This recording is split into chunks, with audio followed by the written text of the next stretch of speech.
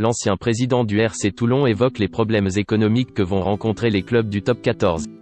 Il revient également sur son départ du club varois. Quel regard portez-vous sur les difficultés que vont traverser les clubs français? Mourad Boudjelal, j'ai lu une interview de Patrick Wolf dans Le Figaro et c'était un copier-coller de ce que je disais il y a 6 à 7 ans. Sourire, à travers le salary cap, on en est à contrôler un chiffre d'affaires mais pas la façon dont il était fait. Aujourd'hui, il y a des sorties de crise évidentes mais qu'il ne voit pas. Il négocie la baisse du salaire des joueurs de 25%. Ce sera très compliqué à mettre en place et un choix individuel des joueurs. Je ne suis pas sûr que les joueurs qui ont un petit salaire ou ceux qui sont en fin de contrat acceptent. Leurs contrats devront être honorés. On est dans la position idéale aujourd'hui pour rétablir le DIC, droit à l'image collective.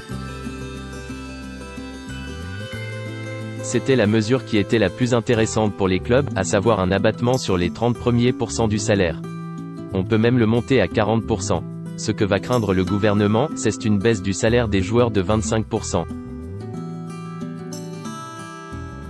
Le gouvernement est perdant 3 fois.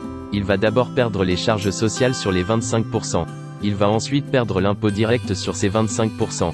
Et enfin, il va perdre l'impôt indirect sur la consommation et notamment la TVA. C'est la pire solution pour le gouvernement.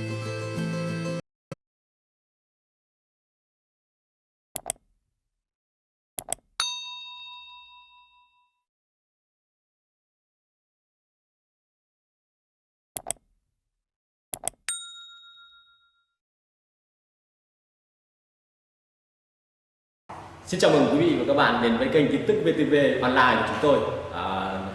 Hôm nay chúng tôi sẽ đưa đến các bạn những tin tức mới nhất của châu này. Và tình hình dịch Covid-19 hiện tại đang lan rất rộng trên toàn thế giới và nước ta là một trong những nước mà có những mầm dịch được hạn chế nhất.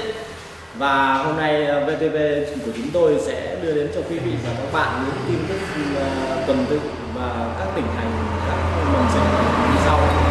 Và Yên Mô hiện tại là chưa mắc ca Covid nào 19